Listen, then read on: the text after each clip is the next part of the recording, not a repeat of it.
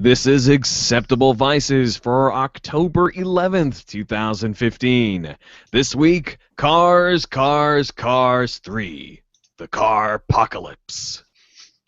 Hey everyone, this is Acceptable Vices. I'm your happy host, Victor Frost, here on the show. Today, we are going car crazy for the third time. It's been almost a year since the last car episode we did, and that is a travesty, right, gents? Yep, too long. I suppose so, yes. Here on the panel tonight, we have our car crazy companions here, trying to find horrible alliterations. One of the craziest car guys I know. It's Churba. Hey, Churba. Hey, what's up? Yo. How is the mighty van?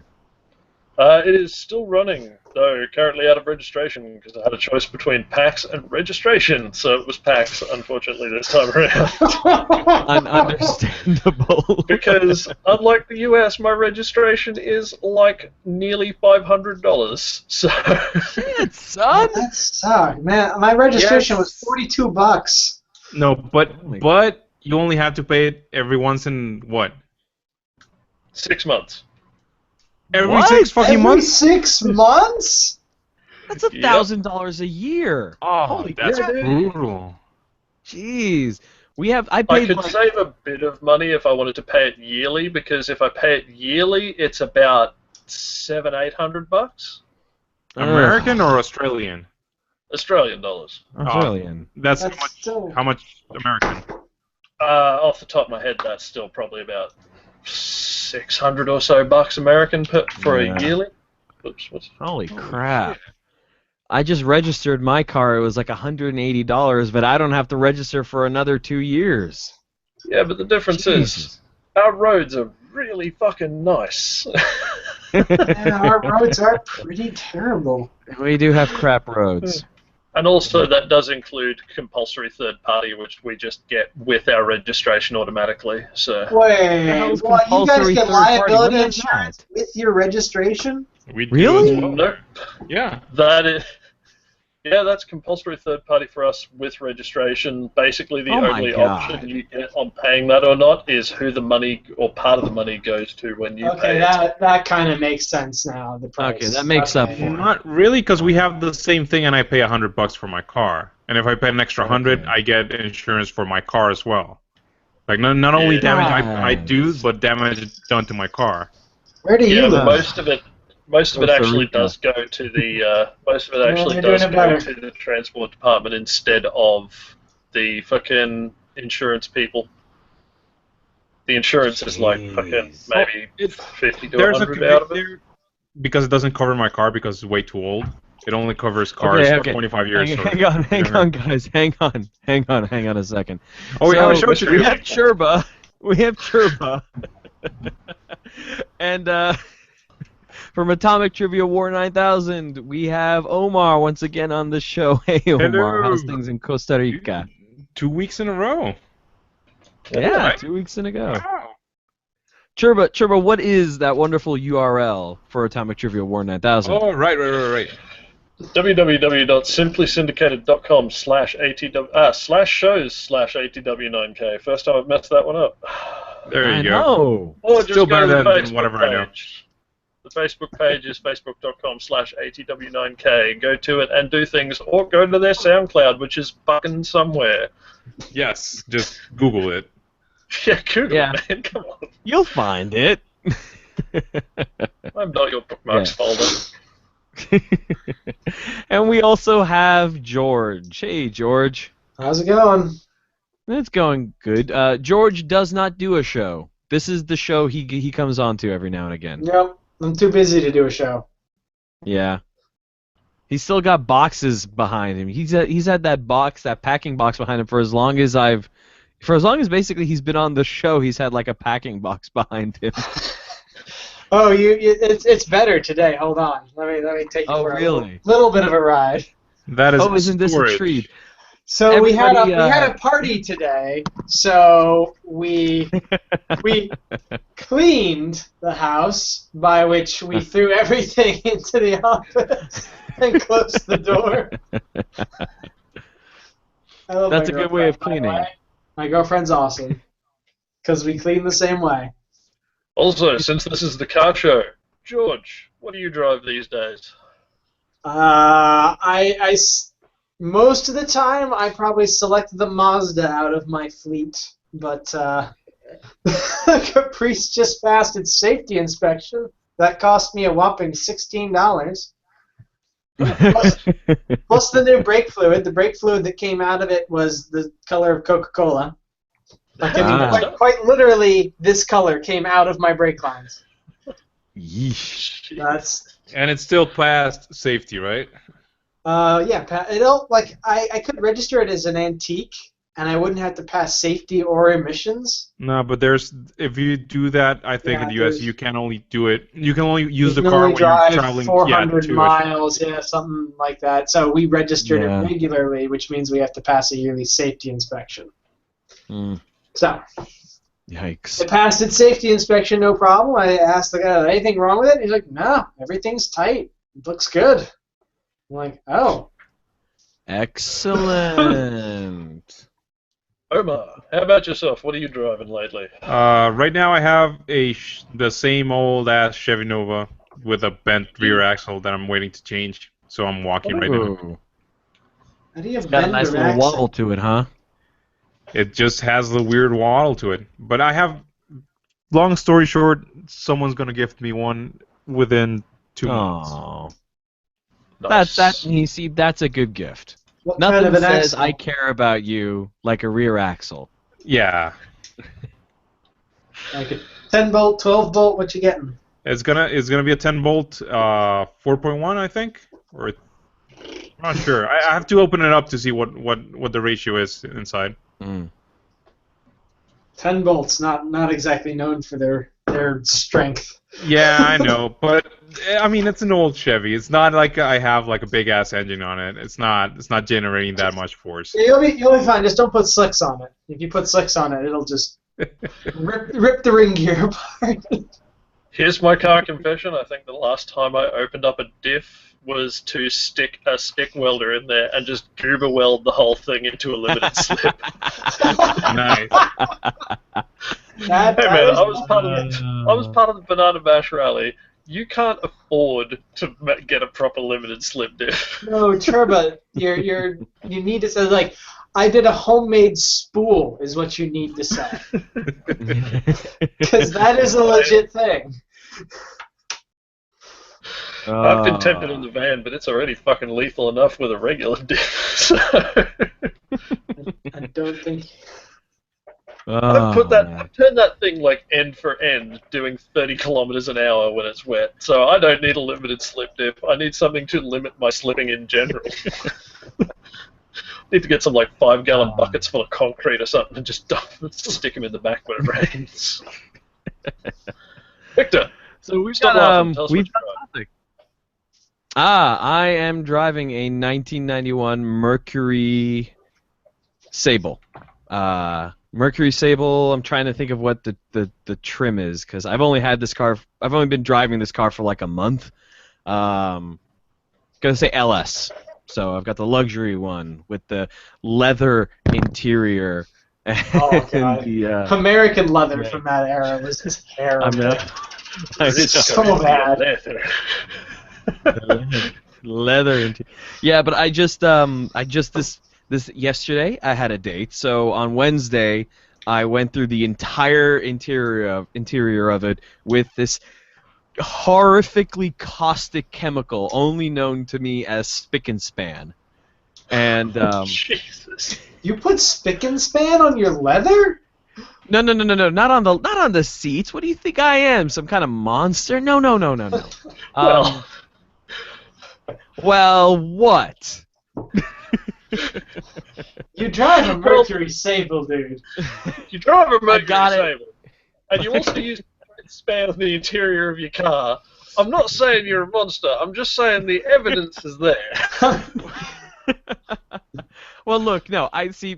This is a used car, and the steering wheel was, shall we say, covered in what can only be described as the greasy leftovers of hands that were not washed nearly often enough. So there was like this black layer on the steering wheel. Oh, my Caprice is like that. He's just, you know how annoying that is. And nothing else I had would get it off, would get that black stuff off of the steering wheel. But Spick and Span melted it off. Along with the steering wheel. You want to know a I was serious actually car just going to replace the steering wheel because I gave up. You know what? The steering wheel used to be had the shiny coat to it. Now it's matte, and to be honest, I like how it feels better.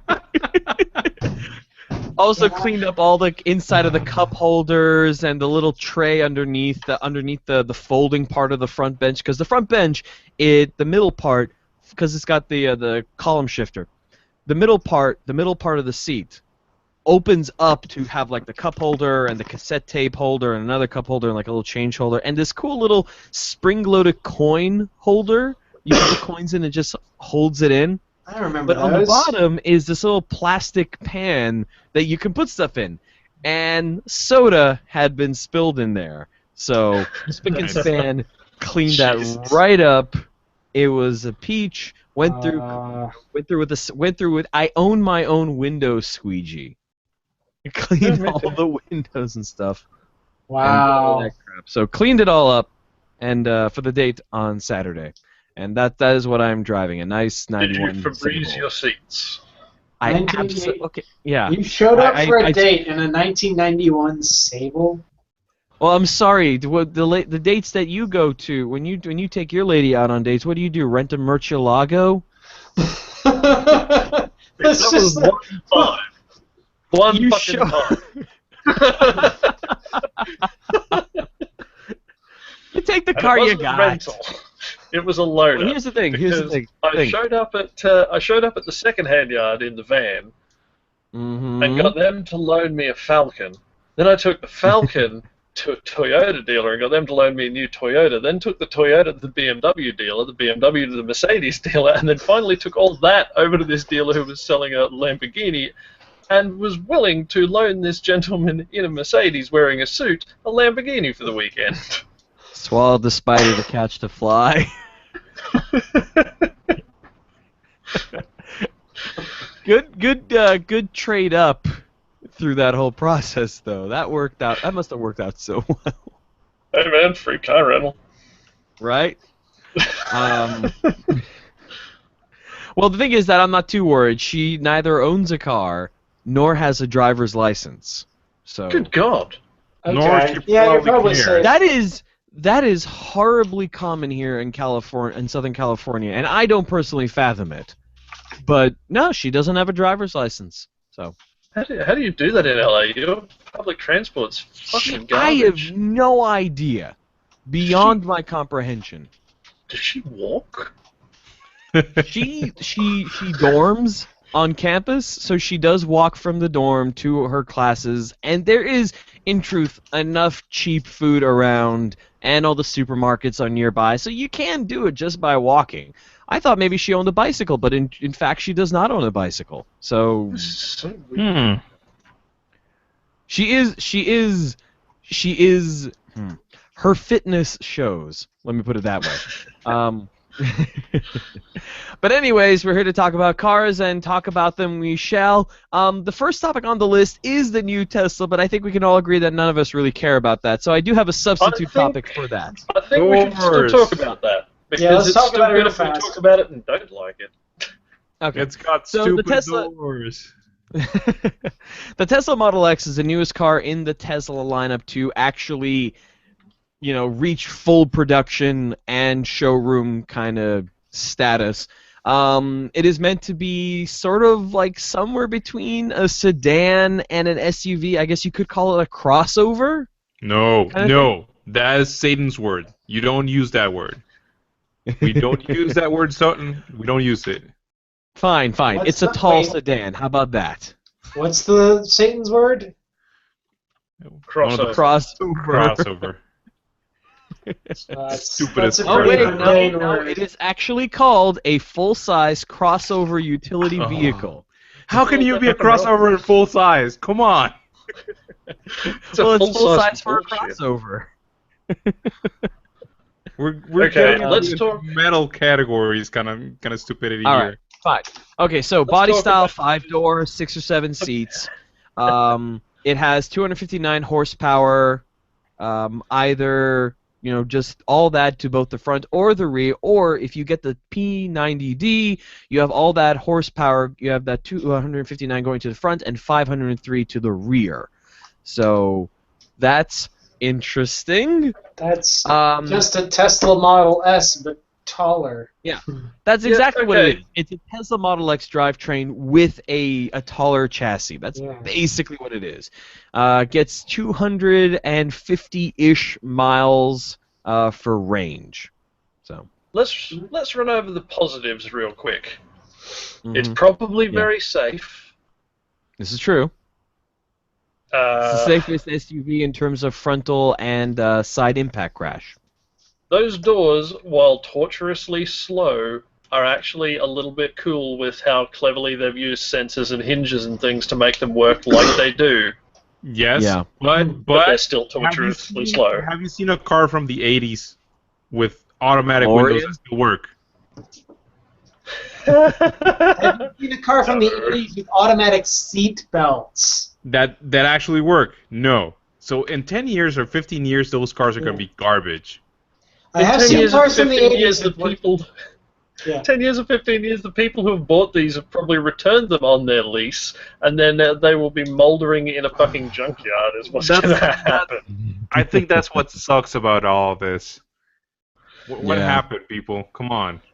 And What really, that's about. Oh, there is one more thing that's positive about it. They also have improved the interior fit and finish, which means that no longer are you paying fucking high-end Mercedes prices for the interior of a Toyota Camry strapped to a battery.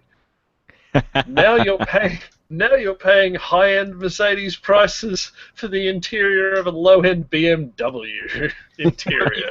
Well, you do get that giant touchscreen right in the center console. I can With all tape the a stuff about the Microsoft car. Surface to your dash anytime you like, mate. No. Just give me the Microsoft Surface. I'll take the Surface just on its own. You don't gotta tape it to the dash. I actually still have to figure out how to wire an auxiliary input into that car, because that is not a good car for that. It's Like for your stereo? Yeah, because it's got an integrated radio and automatic climate control. I don't know if you've ever had a Mercury or a Ford Taurus kind of thing where it's got that. It's not a standard DIN. Yeah, you've got a round one, don't you? I do have the round. I remember that. My mom had one of those. I do. I have to get the special tool to be able to disengage the clamps inside, because it's not. They have these holes you have to stick these rods into to get it and disengage the clamps and pull the whole thing out before you can get to any kind of wiring. You have to understand. But the anyways, car, Victor has Ford's theme was circles. Everywhere. There would be no corners anywhere on this car. May I just add? All the buttons are circular. all the buttons are circular. All the windows May are I just circular. say, you're and being, the buttons are, you're poo-pooing the buttons on aren't the on a straight interiors. line either. I am indeed, because they're garbage. Yeah, but look at the really extremely top-of-the-line high-end cars, like the race cars, like the actual badass track cars. They'll have shit interiors. They really don't. Yeah, I do remember They have there is more giant- than one they have Ferrari that has a switches. fucking string to close the door. Yes, they have strings to close the doors. That's right. You know what? You know, more ridiculously, there are a lot of the hypercars and all the supercars and hypercars. They always want to have this switch that you have to flip something up in order to get to the switch. Yes, Like, and no. those are badass. No, those are Those are Those are for arming missiles. They're Yes. I think that's just stupid. yeah. Your face is stupid. and Actually, Omar's kind of reminded me of a good point here, is that a lot of people do compare Teslas to things like, oh yeah, it's a regular family sedan with all these crazy extra features. And it's so much nicer and faster than a regular family sedan. No, it's not. The cheapest fucking Tesla you can buy costs more than the current year model Jaguar F-Type, brand new, from the factory. Which is ridiculous. Yeah. I don't know. You know, a Jag will actually go quickly, but a Tesla will hold things, which a Jag can't do. It's not a Jag. Yeah. But if you buy a P85D, then you've now moved up to the price range of an Aston Vantage, an Audi R8, which will hold things, a Merc C63, which will hold quite a lot of things. Oh my God! It's $80,000. For the base model. The P85D, like the latest and greatest, is about 105 plus to wherever. How much Porsche can I get for this money? 2. Depends on how old. Depends on how old you're willing to go. That's actually a good shitty. question. Okay, so I need to get some kind of a crossover Porsche. How much is the cheapest crossover? You're probably looking at the Panamera. The Panamera is probably a better, better equivalent. That's if I want to get one car. While George is looking up, let's examine a couple more of the good things. It does have that panoramic windshield, though it's like a vertical panoramic, and it does have an actual HEPA filter in the aircon system, which is really important if you are suffering from allergies. That now. That's not. That's not a feature. A lot of cars have HEPA cabin air filters. All right, and on top of that, they go off of the Wikipedia here, and it says medical grade cabin air cleanliness comparable to that of a hospital operating room.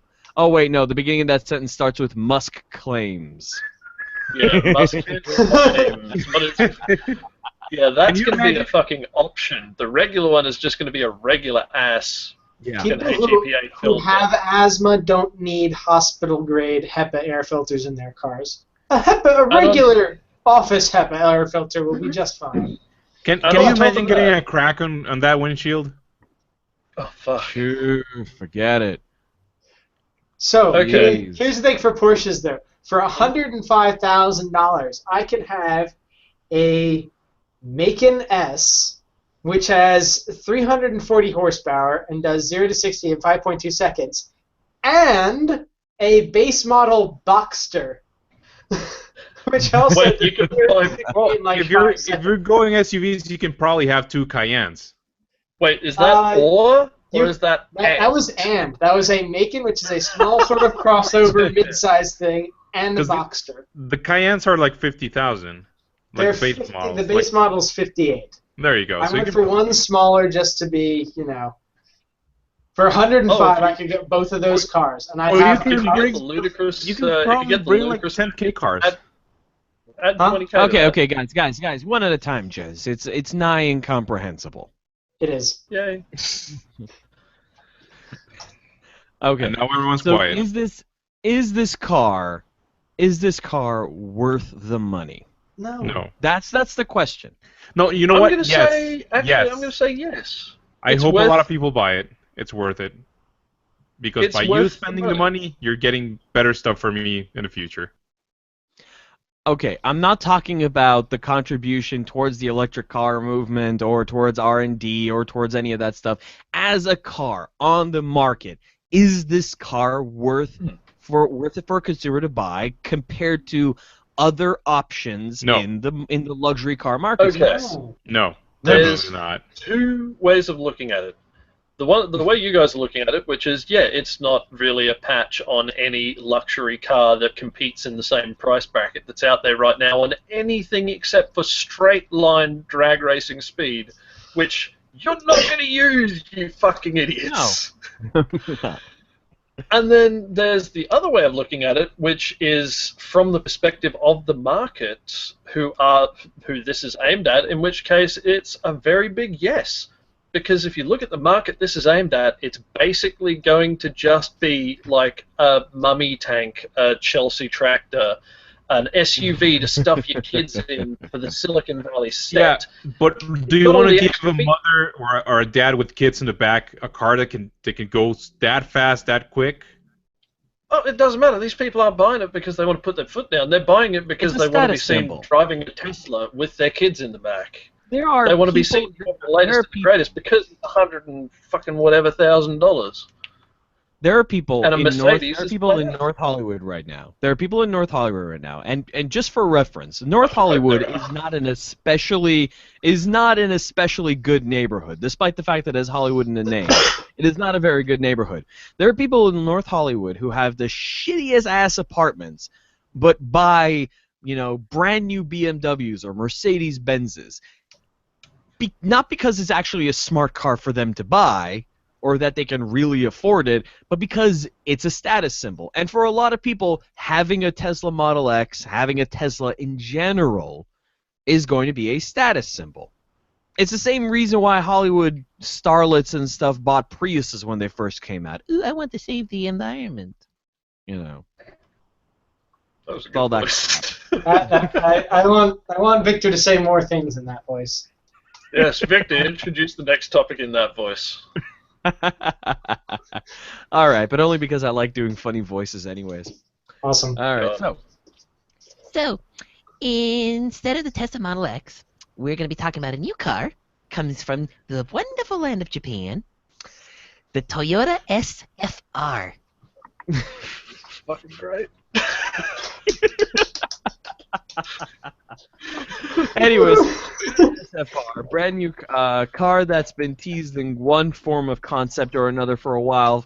According to Car and Driver, looks like it's getting ready to be actually go into production. It's apparently smaller than a Miata, front engine, rear wheel drive, and looks like it took a lot of the styling from the old Toyota 800 sports car. I think it's really cool. I want one of these cars. It looks like a Fiat 500. So very badly.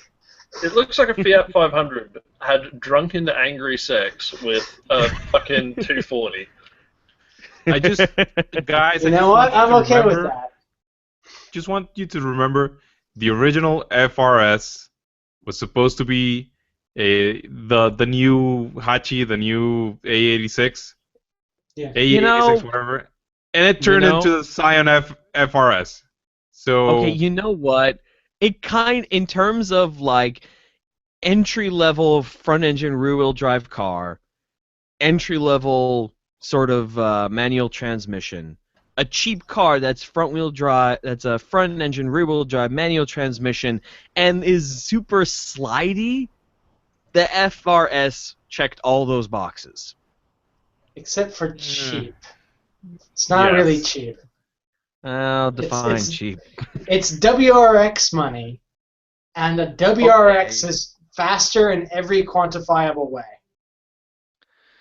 Which is no, it's not only other than driving experience, it is better in every quantifiable way than an FRS. I think even a BRZ is better than this. No, the BRZ and the FRS are exactly the same car. And I'm really tired of hearing people tell me they're different. They aren't. They're the same. They're bolt for bolt the exact same car. Yeah. Well, they both have the same engine. That is not same engine, same car, same body. It's the same car. Really? There are differences. They're just all cosmetic. Okay, there you go. Cosmetic. The running gear is all the same. Yeah, everything that makes that car is the same. Yeah. I will say one particular thing about the FT86, the BRZ, and the FRS are all identical cars. Holy shit! Yes, they are. Yeah. Huh? What have we? I will say one thing: the arse end of the SFR looks horrified all the time. With the big ass mouth. Yeah, it looks like someone has startled it. No, but if you look at it at the front, it has like the little like angry Sure, but eyes don't because ruin it's this. It's got this look. And this is just for the viewers who go back and watch this on the YouTube channel, because I know they do. There are surprising a number of views on this for this show on YouTube show. This is the look like it's constantly giving the entire time. no, come on. No, I disagree. I think it looks more like straight on the front. goldfish when they're like attacking the glass with their mouth open and just smashing their face into it. Like what are those little fish they always have in doctors' offices? Beta fish. It's like a fucking angry beta fish. No. But in all seriousness, I love this car. It is a beautiful car. This car, I think it looks cool. It's got a hood bulge on it. It's got a small engine, not a lot of power, and they emphasized no weight. So 130 horsepower, 2160 pounds is stupidly light. Oh yeah. And it has, you know, a trunk that can sort of actually carry things because it's 2+2 instead of a convertible like a Miata. So you can put things in the back instead of a top that folds occasionally. Okay, let's be honest. If I got one of these, and I'd get it in hardtop, like, you know, as George says, because I want to put things in the back that aren't the top of the car. Yeah. First things I'd do would be add a turbo and rip out the rear seats and replace them with a parcel shelf or something. Because let's be realistic, you're not fitting anything other than a child in the back. And if I've got a child in the back of my car, I'm probably a fucking kidnapper. Yeah. No, it's like I was saying when we were off air. 2+2s are the +2 is emergencies only. Yeah, not even emergencies. Not even emergencies and midgets. It's my two other friends are hideously drunk and they cannot drive themselves home. Dude, I must drive them home myself. They would be safer if you strapped them to the hood of your car than that fucking seat in the back. Fucking Mad Max style, yeah. No, but I love this car, and it pains me because they're not going to bring this thing to the U.S., and I'm going to be so freaking sad. I wish they would, because if they made a left-hand drive version of this, it's so perfect. It's literally everything I want. It is the perfect alternative to a Miata. You know where it's almost certainly coming out? Your dick? Right here. Yes. Oh my God. That's where it's coming out. Toyota is opening a dealership. But no, Tiny small dealership. Come out there. Stupid Australia. Yeah. No, so I really the one dude, but he is pretty cute. But Australia has a thing where they can actually import Japanese cars, right? Yeah, we get Japanese cars pretty much all the time. Like where America has a mid-sized tuna scene, because you also have American muscle and everything else. Our tuna scene was for quite a long time 90% Japanese cars. But you can legit take a flight to Japan, buy a K car or whatever, or Skyline or whatever, put it on a ship and drive it on Australia, right? There's not that pretty big much, of there's a few problem minor as things in the you need US. to do. Basically, you just have to take it to a certified mechanic, get it signed off, and remove a few small things that aren't cool, like the flare clip. Yeah, whatever. Yeah. So before we move on to there isn't a whole lot to say about this car. Just the fact that it's been announced. It's still technically a concept, so it may never be made. This is what the GT86 should have been, by the way. Yeah. How do you like that yellow? I love the yellow.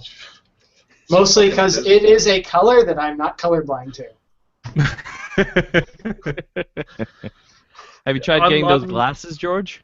I have it set aside in my budget for next month. It's going to be my birthday present to me. When it comes to yellows, either give me a golder yellow or give me a green. I don't like that kind of greenish, sickly yellow. It just makes me think of... You don't like the mellow yellow? Makes me think of gangrene, is what it makes me think of. I like a lotus yellow, like the Elises used to have. That's a good yellow. I'm looking at it. It's kind of like a lemony kind of color. That's what this car's doing. Ah, Ah. angry. It's angry. I are 1500 cc's. I'm gonna kick your ass. Thanks for that, Mr. Regular. Oh, I do see one other thing on this that I really don't like. It's got that stupid little fucking pull-up gear shift to put it into reverse. Fuck those, and fuck whoever fucking invented that shit. Wait, I hate those. I despise them. Where do you see that even? I see. On the Jalopnik article about it, they have a picture. I'm looking at the Car and Driver article about it. Hang on. No, I had that on my Saab. You just get used to it. Oh, I despise it. It's better. It's better than an electronic one that can break somehow. And then suddenly it's like, oh wait, I don't have reverse ever now. This sucks. What happened to just all the way to the left or all the way to the right, then up and down? What's so bad about that? There are too many gears. And isn't this You're joking, right? Somewhere in this, I think it said somewhere in this article that this was no, I guess I was wrong. I thought it said something. It was like a CVT. I'm like, wait, no, that's not right. No, you're thinking of the other car that we're going to talk about, I think. No, actually, I think I was thinking about the Tesla. What are we looking at here? Looking at the picture of the gear shift, I think it's got never mind. 6 on the floor, but I'm not sure. Anyway. Yeah, it's got 6. Anyways, Moving on. moving right along. Guys, what do you think? Should we skip over the Gundam Toyota? It's kind of a non-news. I just want to say it's the red Comet, and it's the wrong kind of red, because the red Comet is actually pink. I was looking at the specs for this car because it's on sale in America as the Scion IM, and this thing is entirely mundane in every way, and it costs $20 grand. It's got that. I think it's got the same fucking 1.8 that they've been selling in America forever. It's still 137 horsepower. They haven't improved anything. Basically, it's got double wishbone rear suspension. Why? The only thing I have to say about this car is just that, it's kind of red, and I only recognize that character it's meant to reference because I once read a manga that had a person who was obsessed with that character in it. That's it. I don't know. One last thing. This has a 37-foot turning circle. That's like only 2 feet less than an Escalade. That's massive. Holy crap! It's just like, wait, where were you go? This car is so bad in every way. What right does a little Toyota have to have a 37-foot turning radius? To be fair, I think that because does of the massive engine on the bay, dude. I think that does mean you can just barely turn it within the length of the Caprice. Oh. Yeah, I think you can just turn around it. Yeah. All right. Well, let's get to the topic we actually been wanting to talk about: K cars. Yes. Oh my God, K cars. So, K cars. The idea of the topic was initially, do K cars have a place in Western markets? But why don't we just talk about how much we love K cars? Because they're just great. I just want to say, with all the limitations and all the shit that people are getting with gas emissions and all that, I can tell you K cars are going to be the new hot rods. Yeah. Let me just get through and tell listeners that do not know what K cars are, what they actually are about. So K cars are a class of cars in Japan that are heavily regulated in terms of size, power, all that stuff, in order to determine whether or not they're eligible for basically breaks from the normal taxes and stuff that normal size cars get. As of the latest regulations, which were put in place on October 1st, 1998, K cars can be no longer than 3.4 meters long, 1.48 meters wide, and 2 meters tall. Their engines can either be 2-stroke or 4-stroke, it doesn't matter, but they can have a maximum displacement of 660 cc's, no more than 63 horsepower, and be able to carry no more than 4 people or a maximum load of 350 kilograms. Question. Yes. Is this 63 real horsepower, or is this 63, At the engine, probably. 63 wink wink nudge nudge horsepower, like, you know, the 276 they used to have on all the supercars. Yeah, I will bet you that some of these cars have fucking 63 horsepower in the same way that the Skyline had, what was it, like 276. Or perhaps in the same way that Volkswagen diesels meet emissions standards. Too soon. Oh, low. Well, is it the kind of deal where if the base car has 69, you can have like a special edition 100 something horsepower and be still a K car? You know, I don't even know. I mean, I want to swap an engine on it. The idea is that they come with advantages. So, like for K cars, you only get 3% you only get taxed on 3% of the purchase price as opposed to 5. You know, you get there's apparently car weight taxes in Japan. So that you get makes a lot of sense, actually. And you get much cheaper liability insurance rates. They also have taxes based on engine displacement, I think, which is why they have so many high revving engines in Japan. Is because they need to do more with less. Yeah. So I linked everybody on the show here a link to a Top Gear article with 10 Japanese K cars that they say they need in the UK, but frankly we need them everywhere. Yes. And listeners and viewers who wish to follow along, there is a link in the show notes that you can readily go and check out. The only person who's not getting it at the moment, which Churba, if you could be so kind to fix, is the one viewer we have watching live. What? If you could pop that in the comments of the video or something. Pop that link in there so that one viewer that's watching can follow along. That'd be excellent. Watching? There is somebody watching us right now. It's kind of creepy. So the first car we've got on the list here is the Suzuki Alto Turbo RS. I don't know, it kind of feels like they kind of smushed in the nose of a Volkswagen Golf and made it I love the looks of sort of poofed up. It's so flat and serious looking. I love the headlights. You can't take K cars seriously. They're just too cute.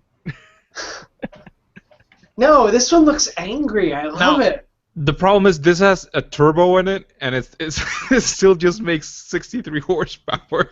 No, they all have turbos. That's like all the ones that actually make 63 horsepower have turbos. That's the only way they can get away with it. So you got this little turbo that's like this little turbo-powered itty-bitty car, smaller than a Miata, going. I'm a little car and I'm very angry. That's the look. Seriously, that's what it looks like. That car is so angry looking. It's so mad about how small it is. 2000 any day. Can you imagine being like on the freeway and just listening to the what do you call it? No, it's not the exhaust valve. It's the bypass valve. Exhaust node. So you hear that as wow. You hear something coming like a bat out of hell, then you just turn your head and it's this small angry car passing you by. That's with more like the fun little of it. tiny wheels. Yes. Got the tiny It wouldn't sound like a beastly thing. It would sound like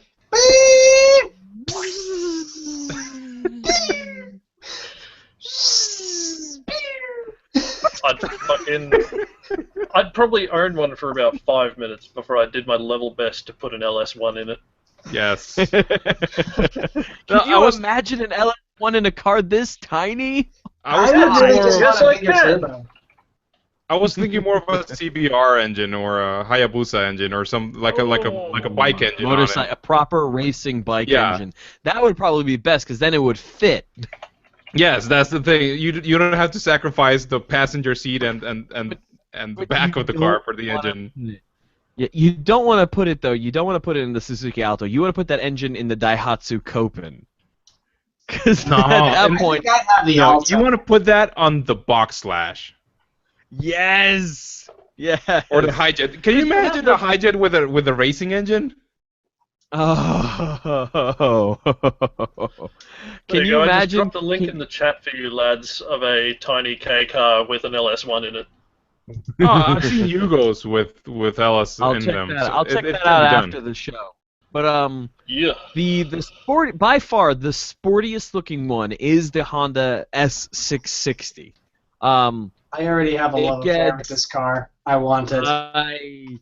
It is just so. It's a really tiny sports car, and it's turbocharged. It's got all 63 brake horsepower, and a 6-speed manual. It looks good Come on. too.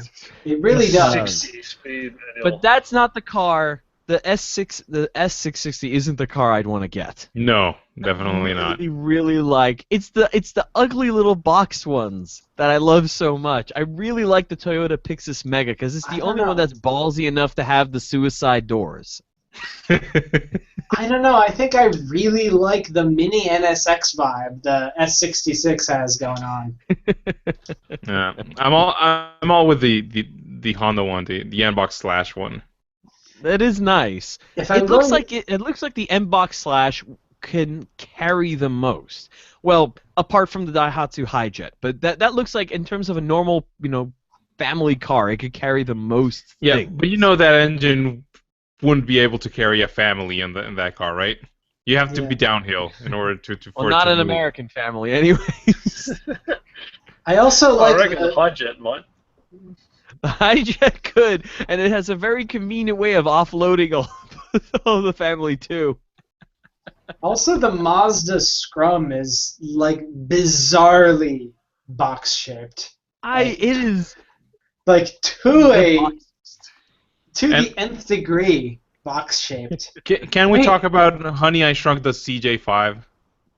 Hold on, look at the Mazda Scrum. Look at the back of it. I It's think it's rear wheel flat. drive. I think that's a differential in the back.